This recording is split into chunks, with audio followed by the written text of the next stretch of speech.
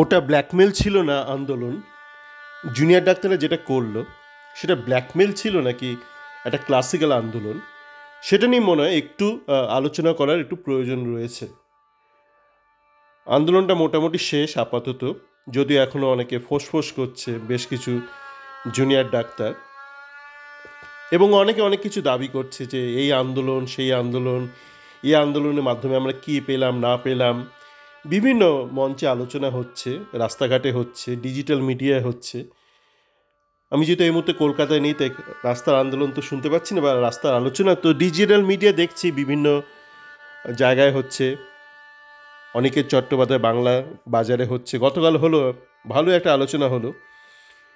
অভিজ্ঞ সাংবাদিক প্রসূন আচার্য ছিলেন এবং একজন বেশ অভিজ্ঞ একজন শিক্ষকও ছিলেন, যিনি নিজে দুখানা পূর্বের ডাক্তারদের আন্দোলনের সাথে যুক্ত ছিলেন।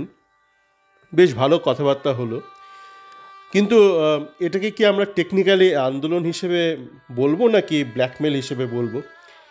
কিংবা কেউ কেউ বলতে পারে, কেননা এটা শুরু হওয়ার একটু আগেই নেটফ্লিক্সে একটা আইসি, যেই একটা কান্ডাহারের যে একটা প্লেন হাইজ্যাকের ঘটনা হয়েছিল, সেই ওয়েব সিরিজটা বেরিয়েছিল, তো তখন সেইটা নিয়ে সবে একটুখানি একটা মানে আলোড়ন হচ্ছে মিডিয়াতে, বা তর্ক বিতর্ক চলছে। ঠিক সেই সময় এই আরজি করের ঘটনাটা ঘটলো, এবং তার সাথে সাথে এই জুনিয়র ডাক্তারদের এই ঘটনাটা ঘটলো। তো কেউ কেউ বলতে পারে এটা কি হাইজ্যাক হিসেবে, মানে হাইজ্যাকারদের সাথে তুলনা করা যেতে পারে না? হাইজ্যাক হতে গেলে টেকনিক্যালি একটা হোস্টেজ থাকতে হবে। তো এখানে হোস্টেজ সেই অর্থে হয়তো ছিল না, কিন্তু অবশ্যই মানে গরিব মানুষের প্রাণটাকে তারা হোস্টেজ করে রেখেছিল সেই অর্থে। কিন্তু দেখুন, হাইজ্যাকারদের একটা মনে একটা ভয় থাকে যে যখন তখন, আপনারা দেখেছেন যে ঘটনাটা ঘটেছে এবং যেটা চিত্রায়ন করা হয়েছে নেটফ্লিক্সের ওয়েব সিরিজে, সেখানে একটা ভয় থাকে যে কখন মানে বাইরেতে কমান্ডো অ্যাটাক হয়, তাদের প্রাণটা যায়, এটা একটা ভয় কিন্তু তাদের একটা থাকেই। তো সেক্ষেত্রে এদের কিন্তু সেই অর্থে কোনো ভয় ছিল না, কেন চারিদিক দিয়ে এদের সাপোর্ট ছিল। মানে এরা তো নিজের মুখে স্বীকার করেছে যে সরকারের মধ্যে থেকে অনেক সিনিয়র ডাক্তার নাকি তাদের সাপোর্ট করেছে। জানি না কীভাবে তাদের সাপোর্ট করেছে, আবার একাধারে তাদেরকে নাকি তারা থ্রেটও করতো, একই সাথে সাপোর্ট থ্রেট, জানি না ব্যাপারটা। আর প্রাইভেট হাসপাতালের অনেক সিনিয়র ডাক্তার নাকি এদের সাপোর্ট করেছে, সেখানে মোটিভটা বোঝা গেল। কেননা আমরা এটা বুঝে গেছি এতদিনে যে প্রাইভেট হাসপাতালে এই বিগত 42-43 দিনে বিশাল মুনাফা হয়েছে, এটা আর্থিক মানে একটা পুজো বোনাস হয়ে গেছে হাসপাতাল মালিকদের এই আন্দোলন বা ব্ল্যাকমেল চলার ফলস্বরূপ।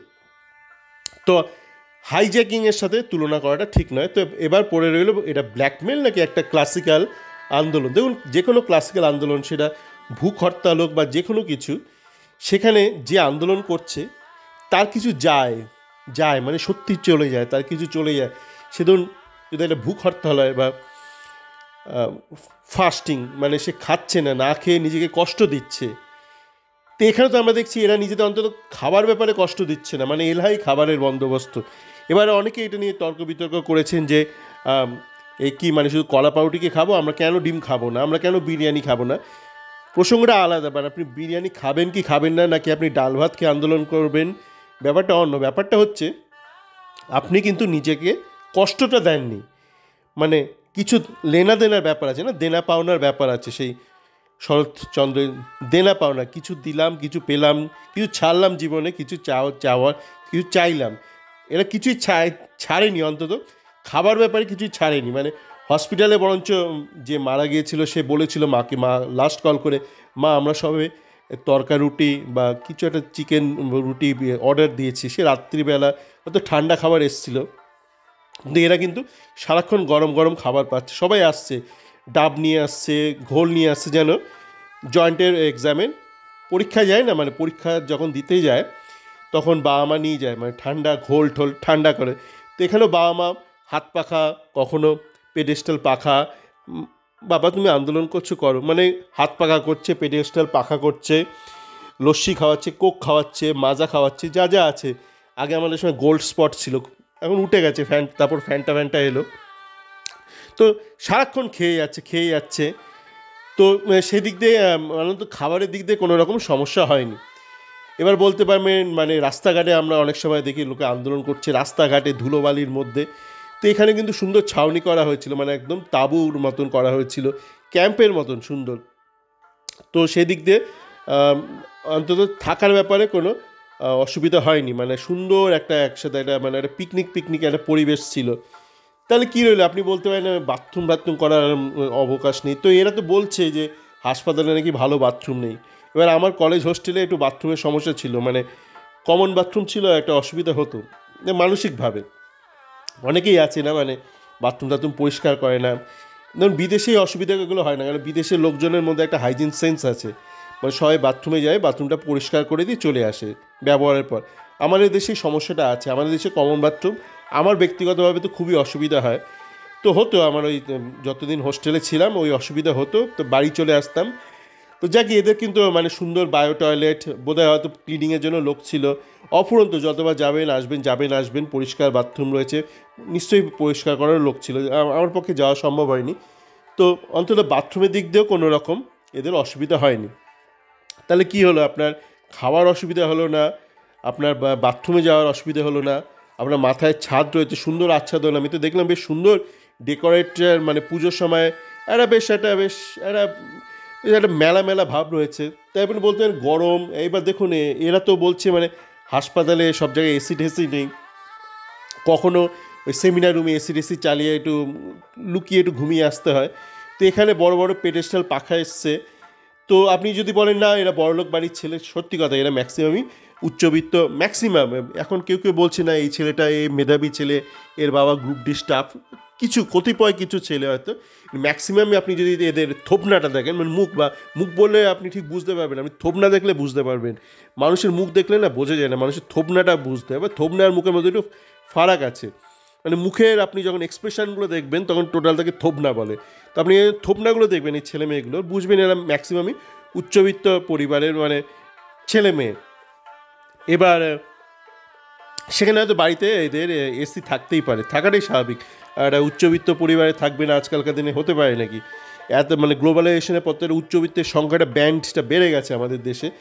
তো বাড়িতে তো এসি আছে, কিন্তু এদের তো আবারও বলছি এদের কর্মস্থলে তো এসি নেই। তো এখানে পেডেস্টাল বড় পাখায় লেগে গেছে প্রত্যেকের জন্য। মোটামুটি যা দেখলাম যা পাখার সংখ্যা, প্রত্যেকটা খাটের সামনে একটা করে পেডেস্টাল পাখা, মানে ওই পেডেস্টাল পাখাটায় ঘোরানোরও বোধহয় প্রয়োজন, মানে এত পাখা রয়েছে, মানে প্রত্যেকটা খাট তার সামনে একটা পাখা। এবার আপনি বলতে পারেন এই খাটগুলো না কীরকম যেন একটা শক্ত, আমাদের হোস্টেলে এরকম ছিল টিনের খাট। তো এদের দেখলাম কিছু সতরঞ্জন মানে রয়েছে, মানে কাঠের ওই মানে ভুলে গেলাম মানে কী যেন বলে বিহারিরা যেগুলো তো শোয়, চৌকি, হ্যাঁ ওই অনেক চৌকি রয়েছে, অনেক ওই টেম্পোরারি খাট রয়েছে।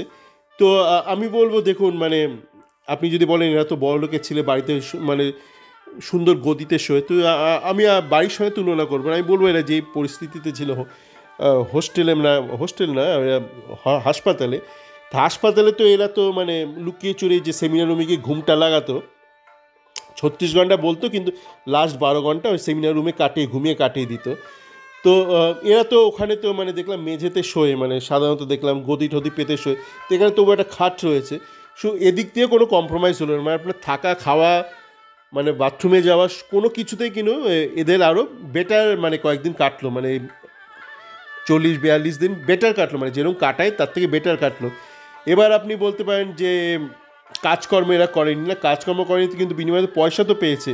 তো বেসিক্যালি কিন্তু এদের কিছুই গেল না, গেল কাদের, কিছু গরিব মানুষের গেল, যাদের চিকিৎসা হলো না, যারা মারা গেলেন। তো বেসিক্যালি আপনি অন্যের ঘাড়ে বন্দুক রেখে একটা আন্দোলন করে নিলেন। তো এইটাকে আমি জানি না এটাকে আন্দোলন বলবো না ব্ল্যাকমেল, কারণ ব্ল্যাকমেলটা হচ্ছে এটাই আপনি ওই বেরোচ্ছেন আমার মেয়ে কবে ফিরবে, না অবন্তিকা কবে ফিরবে। আমি তো ভাবলাম সিজিতে যে বুদ্ধি ওটাকে হয়তো তিলোত্তমাই করে দিল, মেয়েটার নাম বলতে তিলোত্তমা করে দিল, কেন সিজিতে এরকম আছে, মানে সিজিতে একটু বুদ্ধিমান ছেলে কিন্তু মানে একটু কুড়ে প্রকৃতির ছেলে। দেখবেন আপনার ওই দশম অবতার সিনেমাটা দেখবেন, নাম দিয়েছে দশম অবতার, মানে কল্কিকে বারবার দেখাচ্ছে, বা কল্কি কিন্তু দশম অবতার, 10 মানে 10খানা অবতার, কিন্তু সিনেমাটা 5টা অবতারেও শেষ করে দিয়েছে। এবার আপনি বুঝতে হয়তো ঘেটে যাবেন যে কেন 5টা অবতারে, ও কোথাও স্বীকার করেনি। এবার ঘটনাটা হচ্ছে ও এই দশম অবতার একটা ওয়েব সিরিজ জাতীয় কিছু বানানোর জন্য গল্পটা লিখেছিল। তো তো আমি ধরে নিতেই পারি বিদেশে এরকম অনেক বানানো হয়েছে, মানে ওই সব 7 সিনস ফিনস এরকম প্রচুর কনসেপ্ট আছে হলিউডে, প্রচুর এই ধরনের সিনেমা হয়েছে। 7 সিনস অফ মানে ক্রিশ্চিয়ানিটি, এরকম বিভিন্ন যে সিন টিন মানে দোষ নিয়ে।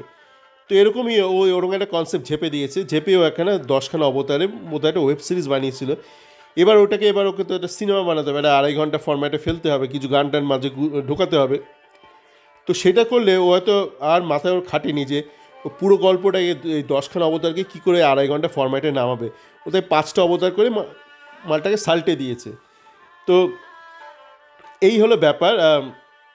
এইভাবে মানে এদের আন্দোলন হলো, মানে ব্ল্যাকমেল, যেটাকে আমি টেকনিক্যালি ব্ল্যাকমেল বলবো, কেননা এটা তো এতক্ষণ পরিষ্কার যে এদের মোটামুটি কিছুই গেল না, যেটা গেল সেটা সাধারণ মানুষেরই গেল, কিছু মানুষের প্রাণ গেল।